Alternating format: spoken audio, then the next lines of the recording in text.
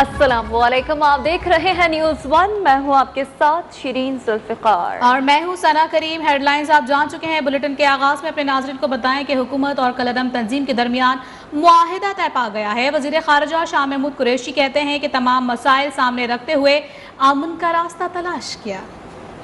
खबर दे रहे हैं आपको कि लॉन्ग मार्च और धरने के मामले में एक बड़ा ब्रेक थ्रू का मामला कलअदम तहरीक लब्बैक पाकिस्तान और हुकूमत के दरमियान एक बड़ा मुआहिदा जो कि तय पा चुका है। हुकूमत पाकिस्तान और कलअदम तंजीम के दरमियान एतमाद के बाहमी माहौल में तफसीली मुज़ाकरात हुए, जिसमें इत्तफाक़ राय से ये मुआहिदा तय पाया गया। मुश्तरका प्रेस कॉन्फ्रेंस में मुफ्ती मुनीबुर रहमान ने बताया कि मुआहिदे को हाफिज साद रिजवी की तायद हासिल है। मुफ्ती मुनीबुर रहमान ने मुआहिदे पर अमल दरामद के लिए बनाई गई स्टीयरिंग कमेटी की तफसीलात भी बता दी। लॉन्ग मार्च और धरने के मामले में बड़ा ब्रेक थ्रो, कलअदम तहरीक लब्बैक पाकिस्तान और हुकूमत के दरमियान मुआहिदा तय पा गया। एक स्टीयरिंग कमेटी बनाई गई है कि जो इसकी निगरानी करेगी। जनाब अली मोहम्मद खान साहिब इसके सरबराह होंगे। जनाब राजा बशारत साहिब वज़ीर क़ानून पंजाब। तहरीक लब्बैक पाकिस्तान की तरफ से मुफ्ती गुलाम गौस बगदादी और इंजीनियर हफीजुल्लाह अलवी इस कमेटी के रुकन होंगे। हुकूमत पाकिस्तान और कलअदम तंजीम के दरमियान एतमाद बाहिमी के माहौल में तफसीली मुज़ाकरात हुए, जिसमें इत्तफाक़ राय से मुआहिदा तय पा गया। मुश्तरका प्रेस कॉन्फ्रेंस में मुफ्ती मुनीबुर रहमान ने बताया कि मुआहिदे को हाफिज साद रिजवी की तायद हासिल है। मुफ्ती मुनीबुर रहमान ने मुआहिदे पर अमल दरामद के लिए बनाई गई स्टीयरिंग कमेटी की तफसीलात कुछ यूं बताई। जो मुआहदा करार पाया उसे तहरीक लब्बैक पाकिस्तान के अमीर हाफिज साद हुसैन रिजवी की भी ताईद और हिमायत हासिल है। वज़ीर ख़ारिजा शाह महमूद कुरैशी ने मुज़ाकरात की कामयाबी में उलमा के ताउन का शुक्रिया अदा किया। बोले, तमाम मसाइल को सामने रखते हुए अमन का रास्ता तलाश किया। हमने मुज़ाकरात को तरजीह देनी है और दानिश से, ताकत से नहीं, दानिश से इस मसले को हल करने को तरजीह देनी है। मुफ्ती मुनीब ने कहा कि मुआहिदे से मुल्क में अमन और सलामती को फरोग मिलेगा। मुआहिदे की तफसीलात मुनासिब वक्त पर सामने आएंगी और आइंदा हफ्ते मुआहिदे के मस्बत नताइज सामने आना शुरू हो जाएंगे। सहाफ़ी की जानिब से मुफ्ती मुनीबुर रहमान से सवाल किया गया कि मुआहिदे में कलअदम तंजीम के मुतालबात का जिक्र है, तो क्या मुतालबात पर कोई इत्तफाक हुआ नहीं हुआ, जिसके जवाब में मुफ्ती मुनीब का कहना था कि सब कुछ तय हो चुका है। सर, ये तो एक बात का जवाब दे दें, आप मेरे सारे मामला ओके हो गए।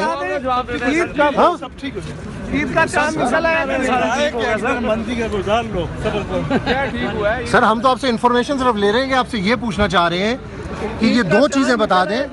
ये धरना खत्म हो जाएगा, अभी आज खत्म हो जाएगा। आज ही इसके नतीजे देखोगे इंशाल्लाह, आज ही देखोगे इंशाल्लाह, आज ही देखोगे सब मामला ठीक चलेंगे। आज ही देखोगे।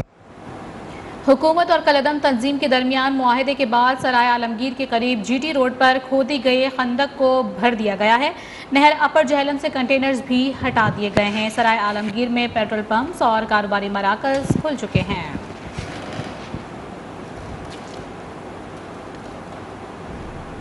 वज़ीर आज़म के मुआविन खुसूसी हाफिज ताहिर अशरफी ने कहा है कि कौम अपने इदारों के पीछे खड़ी है। वक्त साबित करेगा कि रियासत कमज़ोर नहीं होती। अगर मैं और फवाद जोई साहब उस मीटिंग में बैठे ही नहीं थे तो वजीर आजम साहब ने कब हमें कह दिया कि आप उठकर बाहर चले जाएं और इससे मसला हल होता है, तो हम भाई जो है खुद साख्ता जो है वो नजरबंदी इख्तियार कर लेते हैं। ऐसी कोई बात ना हुई है। और यहाँ आपको बताएं कि डेरा गाजी खान में पीडीएम का महंगाई के खिलाफ पावर शो। पिंडाल में कारकुनान की आमद का सिलसिला इस वक्त भी जारी है। मौलाना फजलुर रहमान और शहबाज शरीफ समेत पीडीएम क़यादत कारकुनान से खिताब करेगी। आप देख सकते हैं तमाम तर मनाजिर जहाँ पर पिंडाल सज चुका है। कारकुनान की बहुत बड़ी तादाद इस वक्त पिंडाल में मौजूद है। कारकुनान की एक बड़ी तादाद इस वक्त पिंडाल में मौजूद है। शहबाज शरीफ, मौलाना फजलुर रहमान समेत पीडीएम क़यादत के कारकुनान से खिताब करेंगे। डेरा गाजी खान में पीडीएम का महंगाई के खिलाफ पावर शो, जिसकी तमाम तर तैयारियां पहले ही मुकम्मल कर ली गई थी और कारकुनान की आमद का सिलसिला भी जारी था और कारकुनान एक बड़ी तादाद में इस वक्त पहुंच चुके हैं। बात करेंगे जुनैद मलिक, नुमाइंदा न्यूज़ वन हमें ज्वाइन कर चुके हैं। जुनैद मलिक, कहिएगा अब से कितनी देर में मौलाना फजलुर रहमान और शहबाज शरीफ की आमद मुतवक्किह है और पीडीएम क़यादत कब तक कारकुनों से खिताब करेंगे? अगर बात कीजिए शहबाज शरीफ और पीटीएम की क़यादत की, जिसमें मौलाना फजलुर रहमान वहाँ पे पहुंच चुके हैं, तमाम आला क़यादत वहाँ पे डेरा गाजी खान में पहुंच चुकी है। तकरीबन 7 बजे के करीब का वक्त बताया जा रहा है कि वो पंडाल में आएंगे और जो कारकुनान जो आज पंडाल सजाया गया है डेरा गाजी खान में रेलवे रोड पर, उनसे खिताब करेंगे। 3 बजे का वक्त दिया गया था, मगर अभी तक ताखीर का शिकार है। अभी तक कोई भी कायदीन यहाँ पर पंडाल में नहीं आए। बड़ी तादाद में जो कारकुनान है डेरा गाजी खान के, वो अपने कायदीन की तकरीरें सुनने के लिए बेताब हैं, जबकि अंसारुल इस्लाम को जो है वो पंडाल की सिक्योरिटी तमाम फराहम कर दी गई है। मुकम्मल तौर पर खारदार तारे लगाकर इलाके को मुकम्मल तौर पर सील किया गया है। जो पंडाल बनाया गया है वहाँ पर 10,000 से जायद कहा जा रहा है कि कुर्सियां लगा दी गई हैं। जी अच्छा जुनैद, ये भी कहेगा खवातीन की कितनी बड़ी तादाद इस वक्त जलसागाह में मौजूद है और क्या इंतजाम उनके लिए और बच्चों के लिए किए गए हैं? अगर खवातीन की बात की जाए तो खवातीन क्योंकि डेरा गाजी खान है और उसके अलावा ये मजहबी जमात इसमें इन्वॉल्व है, तो खवातीन के लिए सिर्फ नून लीग की चंद खवातीन यहाँ पर उनके लिए अलग जगह बनाई गई है। मुकम्मल सही तो 3 बजे का वक्त दिया गया था, लेकिन कायदीन अभी तक जलसागाह नहीं पहुंचे हैं। जुनैद मलिक हमें तमाम तर डिटेल से मुतालिक आगाह कर रहे थे। बहुत शुक्रिया जुनैद। हम वापस आएंगे एक ब्रेक के बाद, हमारे साथ रहिएगा। Welcome back. ब्रेक के बाद अपने नाज़रीन को बताएं कि मौलाना फजलुर रहमान ने पीडीएम का सरबराही इजलास 11 नवंबर को तलब कर लिया है। इजलास मौलाना फजलुर रहमान की ज़ेर सदारत इस्लामाबाद में होगा। शहबाज शरीफ, मरियम नवाज और पीडीएम जमातों के सरबराहान शिरकत करेंगे। नवाज शरीफ वीडियो लिंक के जरिए शरीक होंगे। इजलास में हुकूमत के खिलाफ तहरीक का लाहे अमल तय किया जाएगा। मौलाना फजलुर रहमान ने पीडीएम का सरबराही इजलास 11 नवंबर को तलब कर लिया है। इजलास मौलाना फजलुर रहमान की ज़ेर सदारत इस्लामाबाद में होगा। पीटीआई हुकूमत को घर भेजें या नहीं, नून लीगी रहनुमाओं के मौक़िफ़ में वाज़ेह तज़ाद सामने आ गया है। राना सनाउल्लाह कहते हैं कि जाली हुकूमत को जितनी जल्दी घर भेजेंगे मुल्क को उतना जल्दी फायदा होगा, जबकि ख्वाजा साद रफ़ी का कहना है कि हमें पीटीआई की हुकूमत गिराने की जल्दी नहीं है। इस जाली और नाजायज हुकूमत को जितनी जल्द खत्म कर दिया जाएगा, घर भेजा जाएगा, उतना ही इस मुल्क का जो है वो फायदा होगा। हमें उन्हें गिराने की शायद इतनी जल्दी नहीं है। हम तो शायद ये चाह रहे होंगे कि अपना टाइम पूरा कर लें ताकि जब लोगों में आए तो कहने के लिए कुछ पल्ले ना हो, मगर उन्हें वापस आने की बड़ी जल्दी है। लेकिन हम नहीं चाहते कि आप सियासी शहीद बने। विफाकी वजीर मुराद सईद ने कहा है कि वजीर आजम दुनिया की आंख में आंख डालकर बात करते हैं। बच्चे अब्बू बचाओ और बड़े बच्चों के मुस्तकबिल की तहरीक चला रहे हैं। शरीफों और जरदारों, एहतिजाज मत करो। शुगर मिले आपकी, आवाम से मोहब्बतें चीनी सस्ती कर दो। आवाम को पता है कि आवाम से कोई मोहब्बत नहीं है आपको। आप तो अपने बच्चे अब्बू बचाओ तहरीक चला रहे हैं। हर पाकिस्तानी से पूछे कि जब इस्लाम को दहशतगर्दी से जोड़ा जा रहा था तो तब चाहे दीनी जुमातें हो या सियासी जुमातें हो, वो खामोश थे। लेकिन इमरान खान आया, उसने दुनिया को आईना दिखाया, दुनिया की आंखों में आंखें डाली कि इस्लाम अमन पसंद है, इस्लाम दहशतगर्द नहीं, और आप खामोश थे। इस वक्त फैसलाबाद में फरूख हबीब तकरीब के शुरका से खिताब कर रहे हैं। जिया मेर भाषा डैम आपका बन रहा है।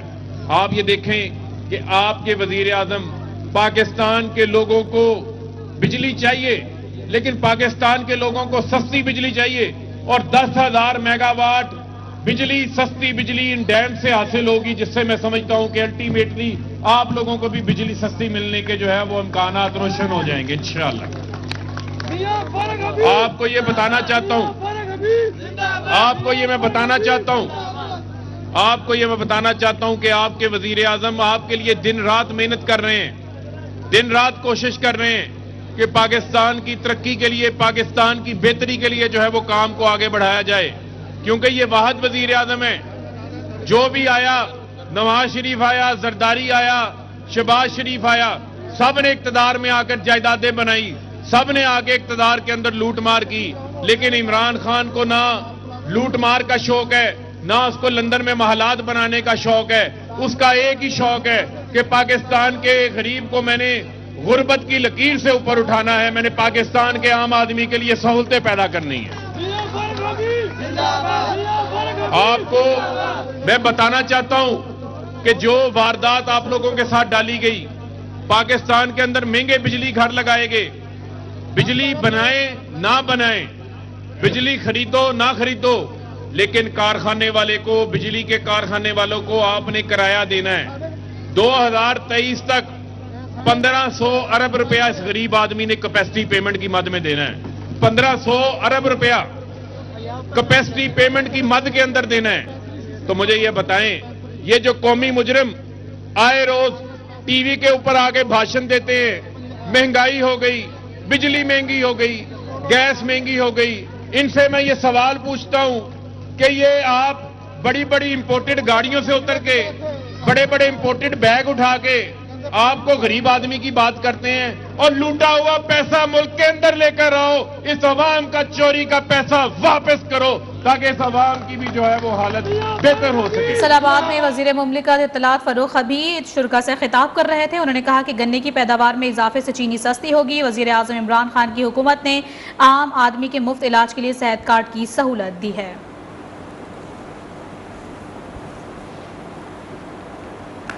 इस्लामाबाद के बचत बाजार भी अवाम को महंगाई से ना बचा सके। सब्जियों की कीमतों ने अवाम के होश उड़ा दिए। शहरी कहते हैं कि गरीब बेमौत मारा जा रहा है, हुकूमत को एहसास ही नहीं है। सांबा से देखिए ये रिपोर्ट।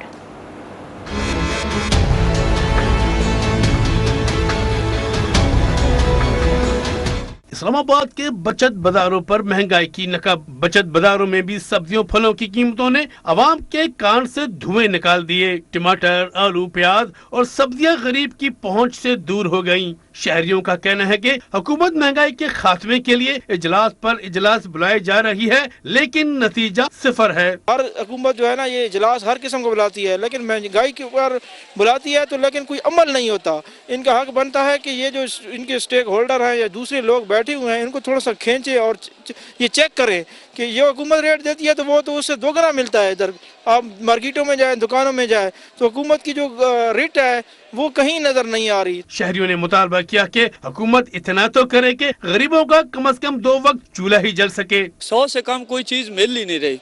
गरीब बंदा क्या करे? इधर सब सिर पकड़ कर बैठ गए हैं। गरीब आदमी ना खा सकता है ना ले सकता है। मुल्क के दीगर इलाकों की तरह वफाकी दारुल हुकूमत इस्लामाबाद भी शदीद महंगाई की लपेट में है, जहां अशिया खुर्दनोश की कीमतों ने अवाम के होश उड़ा दिए हैं। यासिर हकीम, न्यूज़ 1 इस्लामाबाद। तुम्हारी महंगाई ने अवाम के होश उड़ाकर रख दिए हैं। सर्दियों की सौगात, खुश्क मेवाजात की कीमतें आसमान से बातें करने लगी हैं। मुल्तान से देखिए हैदराबाद की रिपोर्ट।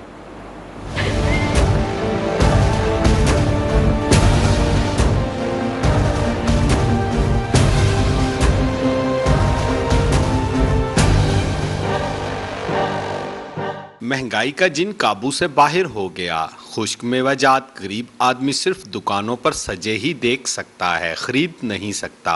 बादाम 1600 रुपए किलो, काजू पिस्ता 2400 रुपए, अखरोट की गिरी 1600 रुपए किलो तक पहुंच गई। जबकि चलगोजे मियाँ का तो पूछे ही मत, चलगोजा 6000 रुपए किलो तक पहुंच गया है। शहरी कहते हैं खुश्क मेवाजात सर्दियों की सौगात है, लेकिन अब कुव्वत खरीद से बाहर हो गए हैं। बादाम बहुत महंगा है, वो मूंगफली बहुत महंगी है, शुआरे ये बहुत महंगे हैं, चिलगोजा वगैरह ये बहुत महंगाई हुई पड़ी है। ये पहली शॉपिंग करने के लिए आए हैं आज हम बादाम वगैरह लेने के लिए, तो बहुत महंगाई है। गरीब आदमी तो खरीद नहीं सकता। जो प्राइस पहले 200 रुपये किलो मूंगफली थी वो 400 रुपये किलो हो गई है, और तकरीबन हर चीज़ वो गरीब की पहुंच से दूर हो चुकी है। चलगोजा तो समझ लें कि आप गोल्ड खरीद रहे हैं, और बाकी आप काजू बादाम और बाकी चीज़ें तो एक आम आदमी सिर्फ उसकी तस्वीर ही खींच ले, बहुत बड़ी बात है। बढ़ती हुई महंगाई ने खुश्क मेवाजात जैसी सौगात भी गरीब आवाम की पहुंच से दूर कर दी है। कैमरामैन रिजवान खान के साथ हैदराबाद, न्यूज़ 1 मुल्तान।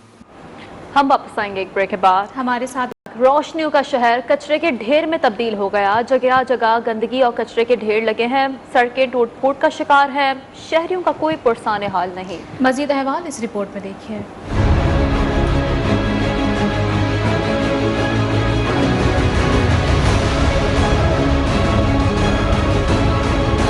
शहर कायद कचरे के ढेर में तब्दील। मुख्तलिफ इलाकों में कूड़ा करकट और गंदगी के अंबार। कहीं सीवरेज का गंदा पानी तो कहीं सड़कें टूट फूट का शिकार। सिंध सरकार के दावे भी धुंधलाने लगे। सहूलतों के नाम पर टैक्सेस की भरमार, मगर नतीजा सिफर। कराची के शहरी बुनियादी सहूलतों से महरूम। शहरियों का कहना है कि दावे नहीं, मसाइल का हल चाहिए, शख्सियत नहीं, जहन और तरजीहात तब्दील करना होंगी। रोड तक कचरा आ जाता है, गवर्नमेंट को ख्याल ही नहीं है।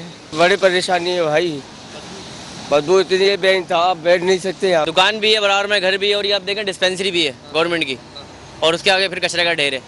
और कचरा 15-15, 20-20 दिन में उठता नहीं है, इतनी बदबू आती है। गुंडी है, 15-20 दिन से कचरा नहीं उठता यहाँ पे। और दूसरी मैकेनिक की हम लोगों की दुकान है, डबल लोड चलते हैं, एक्सीडेंट होता है ना, लाइटें जलती हैं यहाँ पर। शहर कायद के बासियों ने इस उम्मीद का इजहार किया कि शहर को गंदगी से पाक और खूबसूरत बनाया जाए। और बात करेंगे कातिल डेंगू मच्छर की। लाहौर में डेंगू के फैलाव में खतरनाक हद तक इजाफा होता चला जा रहा है। सर्विसेज अस्पताल में डेंगू के मरीजों के लिए मुख्तलिफ बेड्स भर चुके हैं। डेंगू में मुब्तला मरीजों की लंबी लाइनें लग चुकी हैं। तफसीलात जानेंगे रिमांडर न्यूज़ 1 अफजाल सईद से। अफजाल सईद, कहिएगा इस वक्त अस्पतालों की क्या सूरत हाल है? जी बिल्कुल, ये देखा जा रहा है कि लाहौर में डेंगू के फैलाव में खतरनाक हद तक इजाफा सामने आया है, जिसके बाद लाहौर का सबसे बड़ा अस्पताल है सर्विसेज अस्पताल में डेंगू के मरीजों के लिए मुख्तलिफ बेड्स हैं वो मुकम्मल तौर पर खत्म हो गए हैं। और सूरत हाल की संगीनी इतनी बढ़ चुकी है कि सर्विस अस्पताल की इमरजेंसी के अंदर एक बेड पर 2-2 मरीजों को लिटाया गया है, जबकि CBC टेस्ट न होने पर लोग जो हैं वो शदीद जो है मुश्किल का शिकार हैं। जबकि बेड की किल्लत के बायस लोग जो हैं उनको कॉरिडोर के अंदर जो है वो बेड्स लगा दिए गए हैं। और फुटेज में भी देखा जा सकता है कि मेडिकल यूनिट 4 के कॉरिडोर में मरीजों को डेंगू से निजात के लिए ड्रिप्स लगाकर उनको जो है बेड्स के अंदर लिटाया गया है। जबकि डेंगू टेस्ट CBC करवाने के लिए भी मरीजों की लवाहिकियाँ जो हैं वो लंबी लंबी लाइनों पे लगने पर मजबूर हैं। लाहौर के सर्विसेज अस्पताल के अलावा दीगर अस्पतालों में भी सूरत हाल यही है, क्योंकि लाहौर के अंदर देखा जा रहा है कि डेंगू के बाद शिद्दत अख्तियार कर चुकी है, जिसके बाद आज देखा गया है कि लाहौर के सर्विसेज अस्पताल के अंदर लोगों का एक बड़ा हजूम था और बेड की किल्लत का सामना भी करना पड़ा है लोगों को। शुक्रिया अफजाल डिटेल्स के लिए। हम हाजिर होंगे एक ब्रेक के बाद, हमारे साथ रहिएगा। बैक खेल के मैदान से खबर शामिल करते हुए आपको बताएं कि अफगानिस्तान ने नामीबिया को शिकस्त देकर न्यूजीलैंड और भारत के लिए खतरे की घंटी बजा दी है। अफगानिस्तान ने वर्ल्ड T20 के अहम मैच में नामीबिया को 62 रन से हरा दिया। नामीबिया की टीम 161 रन के जवाब में 9 विकेटों पर 98 रन ही बना सकी। दूसरे मैच में न्यूजीलैंड ने भारत के खिलाफ टॉस जीतकर फील्डिंग का फैसला किया है। अफगानिस्तान ने नामीबिया को शिकस्त देकर न्यूजीलैंड और भारत के लिए खतरे की घंटी बजा दी है। भारत को न्यूजीलैंड के खिलाफ भी शाहीन अफरीदी का सामना होगा। पाकिस्तान के खौफ में मुब्तला भारतीय सुरमाओं को कीवी बॉलर्स भी डराने लगे। ट्रेंट बोल्ट कहते हैं कि वो शाहीन अफरीदी की तरह रोहित शर्मा की विकेट उड़ाकर भारतीय बैटिंग को तबाह कर देंगे। Gone, surely gone, yes, absolutely plumb. First blood, Pakistan. Out towards long on and 6 more. Don't worry about the head injury, Asif Ali. That is brilliant. His third 6, strike rate of 227. T20 world cup में पाकिस्तान की कामयाबियों का सफर जारी है। शाहीन 2 दिन आराम के बाद मंगल को कमजोर हरीफ नामीबिया से मुकाबला करेंगे। ग्रुप का आखिरी मैच स्कॉटलैंड से 7 नवंबर को होगा। प्लेइंग 11 में शामिल खिलाड़ी किस्मत आजमाएंगे।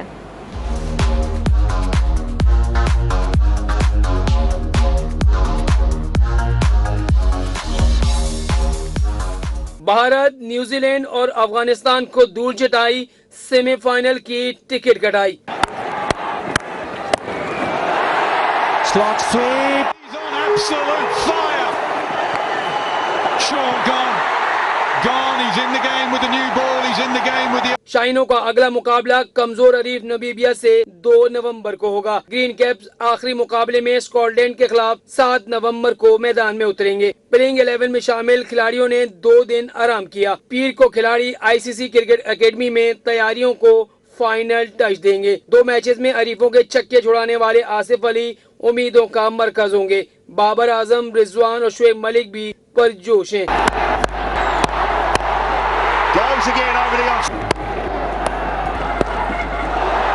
बॉलिंग में शाहीन शाह अफरीदी और RS रऊफ तेज गेंदों से हरीफों को काबू करने के लिए तैयार हैं। Haris Rauf, Midas touch. He's quick. Group B में पाकिस्तान टीम मुसलसल 3 मैच जीतकर 6 पॉइंट्स के साथ सरे फहरिस्त है। चुड़ैलों का खौफनाक साया शहजादी की जिंदगी अजीरन बन गई। खौफ और दहशत से भरपूर फिल्म दी विचेस का सीजन 2 का ट्रेलर जारी कर दिया गया। फिल्म आइंदा साल नेटफ्लिक्स पर देखी जा सकेगी। न्यूज स्टूडियो से फिलहाल इतना ही। किसी भी खबर की तफसील के लिए विजिट कीजिए हमारी वेबसाइट news1.tv। देखते रहिए न्यूज।